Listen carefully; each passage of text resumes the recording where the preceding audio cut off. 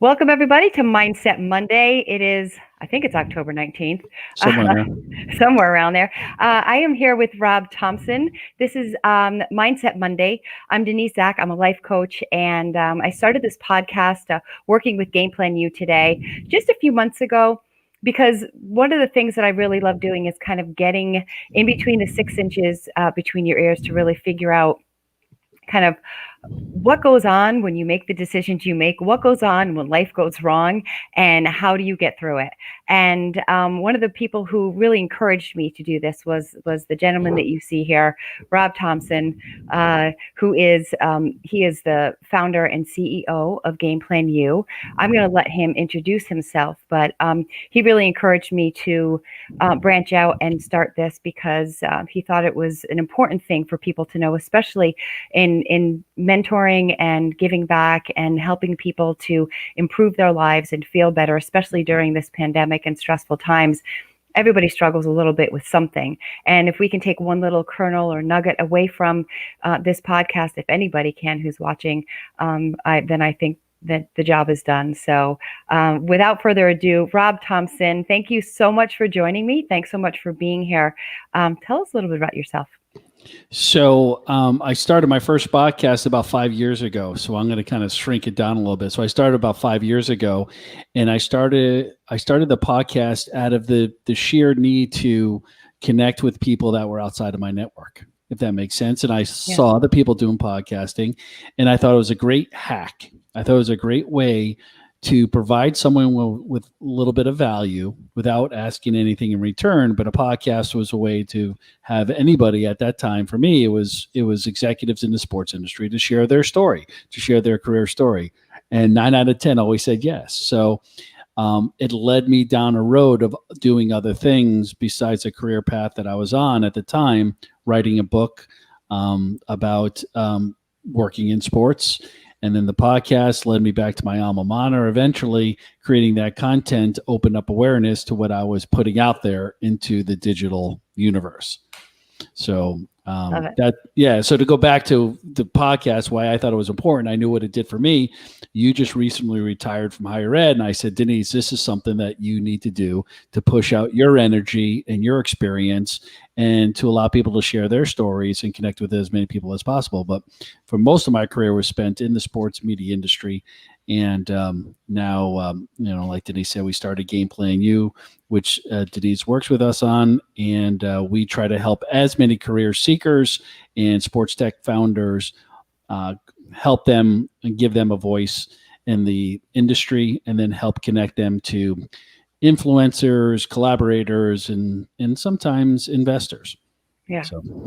And it's a great business. It's something that is so rewarding because you're not just, plugging away, trying to make dollar for dollar. It's one of the organizations or a kind of organization that is really focused on the well-being of its community.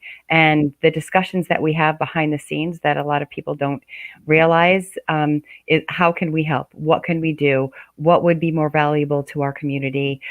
How can our career seekers benefit from this? What would help them grow? And I love that. And I wasn't in on the ground level when you started GamePlanU. So tell me, why it was so important for you to develop something like this, to really have a community of people, like-minded people, come together, but in a way where you're helping to shape their future and really help them grow. Well, I saw that there's a disconnect, and obviously with platforms like podcasting, and these digital channels, if used correctly and if used with the right agenda, meaning helping connect people, sharing information, that you could do so much good in the world. And my goal of GamePlanU is to really connect those career seekers with opportunities in the sports industry. The byproduct of that happened to be sports technology. When we first came up with the idea, we started really noodling around with it. It was really to connect those students coming out of high school on a discovery path into the industry, saying, you could still study accounting and marketing and everything else or even engineering for that matter, and you could find your way back to the sports industry some way if that's of interest to you. What we realize is that it's easier to have access to sports technology founders and startups in the remote space than it is to try to help people connect to teams or leagues, or where those doors are harder to get through. A lot of times you have to relocate geographically, and there's just a higher level of networking that you have to go through. So we found that this narrow lane, it's a long lane, but it's a narrow lane of sports technology startups really need that support. And then on the other side of it, those interested in the industry of sports really bypass looking at technology as a viable option to explore and discover a career in the industry. So we put those two together. We created this ecosystem, and we really focused it. I mean, Denise, for the most part, you were part of the beginning of it, so you missed all the messy stuff, and now we got to the real good stuff. So you're there, and the important stuff. So, the energy behind it, working with innovators that are going to change the way that we watch, consume, and engage in sports. These are the folks that are on the forefront of it, whether it's betting, esports, social media, new media, wherever that may be within the industry, sponsorship sales, tickets, how you're going to get food delivered to your seat, all of those avenues that are teams and leagues and media companies and brands are going to look for. These are the folks that are at the forefront of that. And to be a part of that at the early stages is super, super exciting, and something we didn't see when we first started off. Yeah. And I love that. You said it's a narrow lane, but to me, it's so diverse in that lane. There are so many different aspects to the industry, and so many different opportunities to help and support along the way, to help these founders kind of grow their businesses, and to help our Career Connect students to build their portfolio and their resumes as they're kind of getting out into the world. So I think it's a really, really cool business that I think separates itself from a lot of other regular accelerators, right? There's just different aspects to this. And so digging a little deeper, what is it about you that makes this important for you? Now, what is it that makes this a goal for you? That's, you've got a full-time job, you're doing so many other things, but you've always been an entrepreneur at heart. I know that. But tell us a little bit more about why GamePlanU. Well, there's so many folks out there, and the way that the world is headed now, and even before, the careers that our parents and our grandparents grew up with, where their goal was to get a pension, their goal was to work even in a union, and to work 35 years at the same job. That's not reality for our world. That's just not. Maybe we kind of got in at. We got grandfathered into it, but some of us, especially our peers, didn't, and definitely our kids will not. And so it's an on-demand, it is a freelance culture of business that we are now 100% going to be faced with. Everybody's going to be working remotely. I bet not everybody, but a good 80% of the workforce could be working remotely. So I started to see this at the time that that a platform like ours is connecting those folks that maybe needed to see and discover where their skill sets match. And that could be a founder, that could be a career seeker. And how do they match into where they could monetize that asset being them. Yeah. And monetize in a way that they understand that there may be a world that you have to run a multi-million-dollar business with 2 or 3 people, or you may be the employee number 3. You may not be working inside sales for the Yankees as your first job. It may be working for a startup. So this is that space that connects between a career seeker, a founder, and an investor. And we're just the ones that connect the dots on that. So I don't know if that answered your question, but yes, yeah, absolutely. Absolutely. And Rob, what would you say is the hardest part about, this is a startup, right? I mean, you're helping startups, but this Yeah. is a startup. What's the hardest part? I think for anything, it's like we all struggle with just prioritizing, having a passion or a purpose, anxiety, stress, all these things come together. And I think for me, it was, I was always after and looking for that next thing, and because I just knew the business, especially in the industry, there is no long term, Yeah. whether you're an athlete or whether you're an executive in it, there is no term.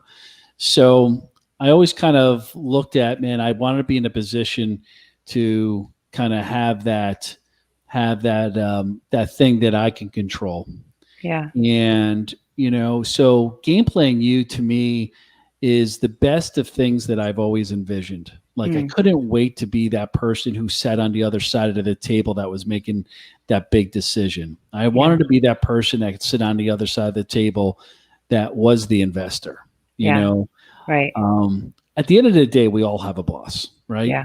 Even if you own your own business, you still have a boss. And the boss may be the bank, the boss may be the client, the boss is your customers, the boss is your spouse. You're always going to have a boss.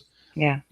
But man, when you get to choose who your boss is, that's pretty powerful. And you really like working for that person or that group or that entity, that's magical, Yeah. Yeah. And for me, I spent 30 years finding that right situation.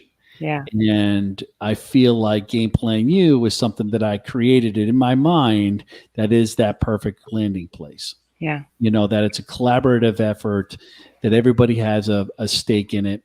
And that includes even the folks that come to us like the founders. They have a stake in this thing as well. So Yeah. I don't know. That to me was kind of if I could create something as near perfect as I could in an organization, to Yeah. me, this is it. Yeah. And it's so cool because what just happened in that last question is exactly what I have come to I've known for years, but have come to really learn through GamePlanU is like quintessential Rob Thompson. I asked you like about a challenge and you talked about the stress and anxiety, but in like 30 seconds you flipped it over to the positive. And that is something that you have always done. I mean, I've known you for 20, how long have I known you? A really 30, long time. 30 30 something. years. It's Yeah. a really long time. Yeah. I don't want to admit it, that I'm getting We're that old, old, Denise. but We're right, old. I know Yeah. we are. Yeah. It's so I know. sad. It's sad. But you always see the bright side of things. You always see the silver lining. You always see the light at the end of the tunnel, and that is really, really hard to do consistently and all the time. I think people have to struggle to do that. I think people can do it, but it is like it's second nature for you, So I'm just curious where that comes from.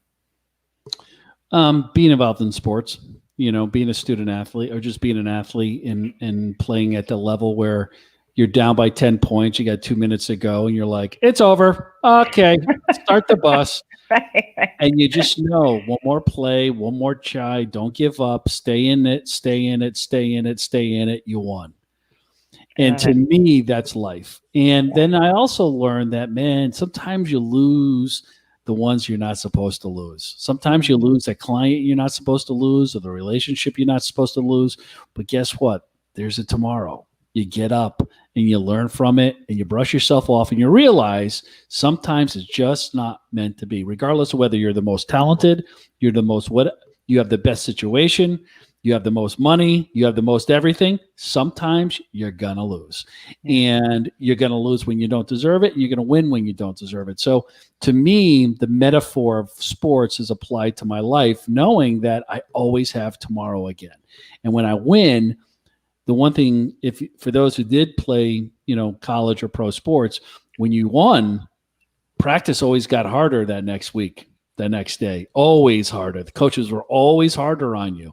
When you lost, they're a little bit nicer. And you're always like, why are they like that? We just won. They should be happy. Why aren't they happy?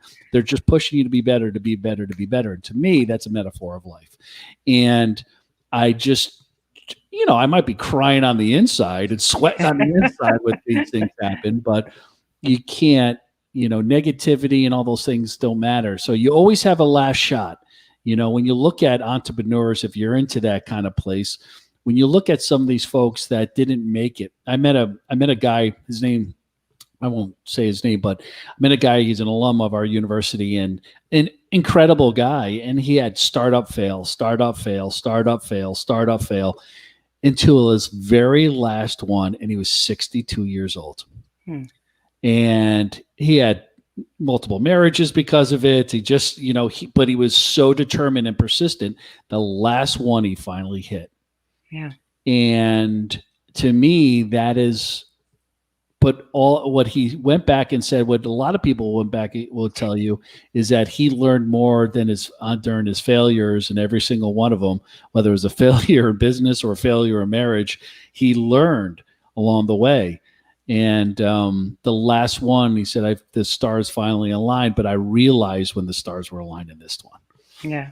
And anyways, so that's a very long answer to a simple question, but no, it's perfect. You're just kind of talking about that mental toughness that we were chatting about a little bit earlier with our interns today. It's just, how do you get to that space that separates you from someone who's going to be successful or not?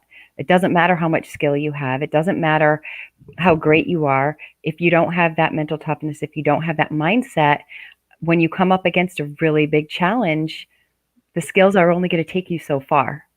You've got to have that mindset to be able to keep you in the game, right? To keep you competitive, and to keep you focused on what your goals are, instead of getting kind of mired down in the anxiety and worry and fear that could topple you. Yeah, I had it today. I started thinking about all the things I have to do this week, become overwhelming, and then just like we talked about, then I just put them into small little bites. Instead of looking at the bigger picture, I just break it down. I don't make a to-do list. I make a list of things that I want to get accomplished. So once I look back at those things, and then it's not always little tasks, that's in my schedule, but I'm thinking about bigger things every week. And, but those bigger things are things that I want to aim for. I may not get to them, but I at least I could see them. I write them out. Once I write it out, my anxiety starts to go away. So, yeah. So that's a strategy for you then. Like if you were to kind of talk with someone, you would challenge them or encourage them to put a list of things that you want to accomplish, like goals for the day. Like wrap your head around what it is you want to accomplish, and then what steps do you need to take to get there, and take off those like bite-sized chunks that you're talking about, right? Yeah, because it's sort of like, we make things up in our brains. Like we always try to predetermine how things are going to go, like a conversation. You look at an email for an hour and you're just like traumatized by that email. Then you realize the next day, oh, well, that wasn't that bad, So I force myself not to make up scenarios in my own brain on certain things. Yeah. And realizing that most people aren't out to get you. Most people aren't there to make you look bad. Once you understand that people are focused on themselves, that's okay. And then you can work around that. But clients aren't out to get you. Maybe you don't have a good enough product, or you don't have a product that's good enough, or your coworkers aren't out to get you. Maybe you're not in the right job or in the right position, or not happy with who you are as a person. All those things matter.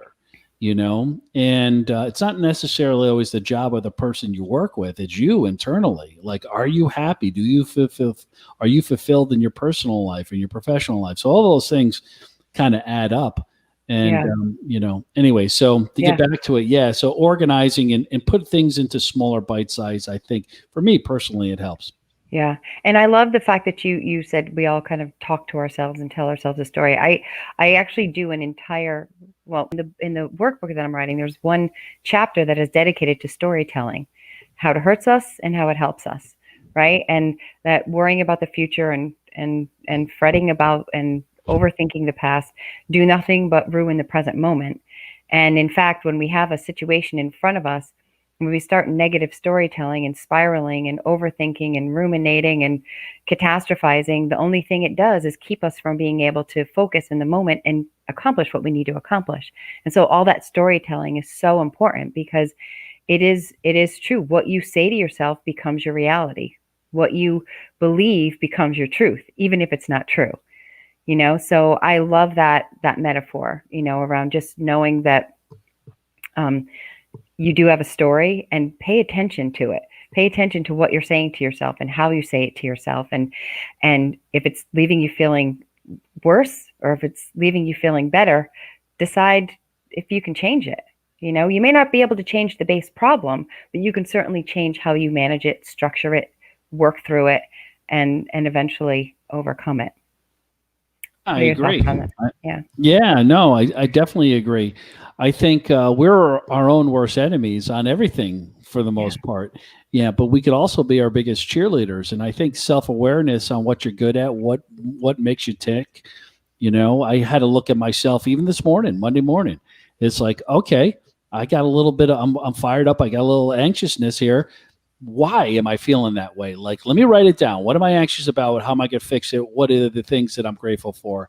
And I'm able to kind of re-engineer, recalibrate my feelings quickly. And a lot of times it's just writing stuff out, and you realize all the things that you think you got to get done, or what's holding you up, or the stresses that you have in your life, or how the pandemic is going to ruin the world, and the election and everything else.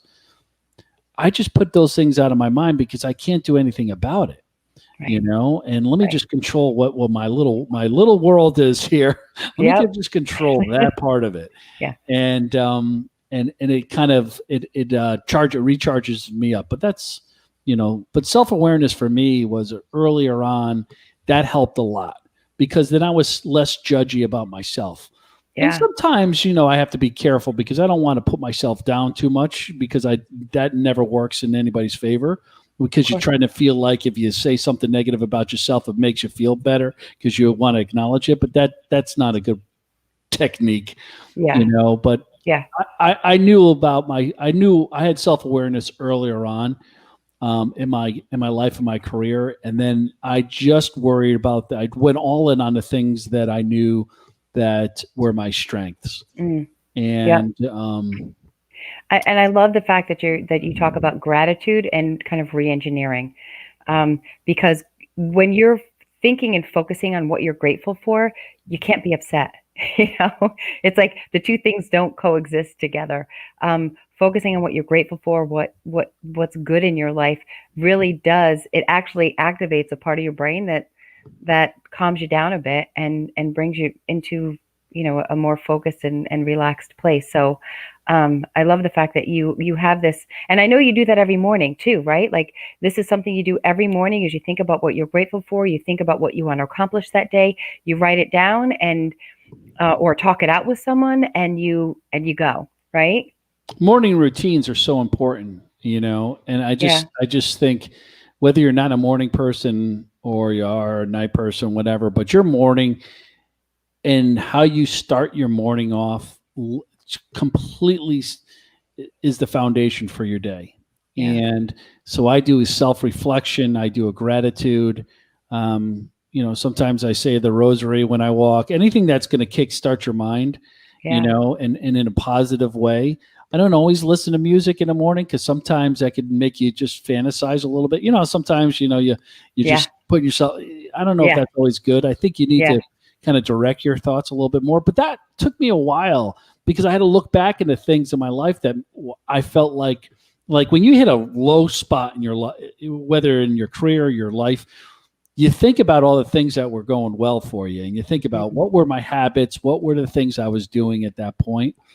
And I had to go back to those moments, and kind of build that back up again, So, and it was 80% mental for me, and it was really 80% mental on kind of working through those things, and then coming up with my daily routine that set that tone for the day. So, you know. And being disciplined enough to know when you're in those low places to actually do that, because I think a lot of times when people go through those low periods, they kind of lose their motivation, they lose their way, they lose their focus. So the fact that you're able to do that, let me ask you this: how, when you were in that low place, like your lowest low, how did you pull through?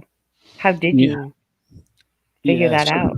So actually, just saw this. It was funny because I just, I was like, I knew it's like I got to snap. Like you kind of like, man, how do I snap out of it? Because those moments you just don't want to get out of bed and face the day, right? And you're like, Yeah. then you start looking for those comfortable moments that you search for in your schedule. You're like, oh, Yeah. that's a good conversation I could have. I started scheduling in parts when I know I had like, big group meetings or client calls that are always uncomfortable. But then I realized that those things earlier on, I always try to schedule those for early because those kind of create calluses in your mind a little bit, and almost like you have calluses from working out, on your hands, but you could get calluses in other parts of. It's almost like muscle memory, Yep.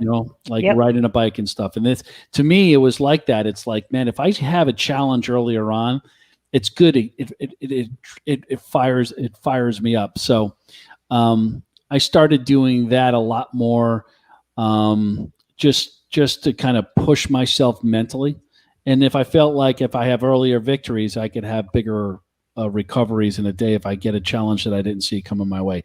I don't even know if that was the question I was answering, but it sounded pretty good. Yeah. No, I was asking you how you kind of came up with that plan of how you, when you were in your lowest place, like how you figured out what you were going to do and how you motivated yourself. But I think, yeah. That was a little bit of it, but Yeah. it was really about snapping myself out of it. Mel Robbins, Denise, I think I turned you on to her. Yeah. She had a book called she has a book called The 5-Second Rule. Yeah. And it really was about kind of counting backwards to kind of snap yourself out of it. Like 5, 4, 3, 2, 1, go in your mind. And I've used that so many times since I've read her book. I'd listened to her book. I didn't read it. I listened to it on Audible. Yeah. But still a book. It's still a book. But she talked about how anxiety and all of those things got to her when she was at the lowest moment of her life as a mom and running a business and losing her job. And although mine wasn't that extreme, it was still, I needed to kind of step out of it. So I started using 5, 4, 3, 2, 1. Boom, get up, change your mind. Yeah. Clear your head a little bit. Stop procrastinating. Anyways, that was it. No, I love it. I think it's great. I mean, it's, you've known what your goal is. You've known what you've wanted to accomplish, and you paid attention to the tools and the skills that you could pick up along the way that would help you when you needed it. I think books come along at the right time. I think people come along at the right time, and it's kind of this divine intervention or karma or whatever you want to call it. People are placed in your life, things and situations are placed in your life at particular times to help you when you need it. So I think you've given us some great advice here, Rob. You've given us some really useful tools, skill sets, and things that you've used along the way throughout your journey. So I think anybody watching this is going to be great, going to benefit greatly from all the information you've provided and advice you've given today and sharing. And thank you so much for your willingness to share. Really appreciate it. Any last words? Any comments you want to give? I just think, just remember, the world's not against you. Your friends and family aren't against you. Your coworkers aren't against you. You're your own worst enemy sometimes. If you stay positive and flip it around and put it into smaller snack bites, don't wish a year away. Don't wish the next 2 months away. Think about today and the little things and the changes that you can make today. And I guarantee it's going to help you tomorrow. Yeah. So. Awesome. And if people want to get in touch with you, LinkedIn, Rob Thompson 78 there. Oh, look at you. You're yeah, that's good. Yeah. Organized, huh? I know you're organized. And the website, GamePlanU.org, right? So learn more about our foundation. If there's any founders out there listening, if there's any career seekers out there, check us out, get in touch with us. I want to thank you, Rob, for being here today. I really appreciate your time.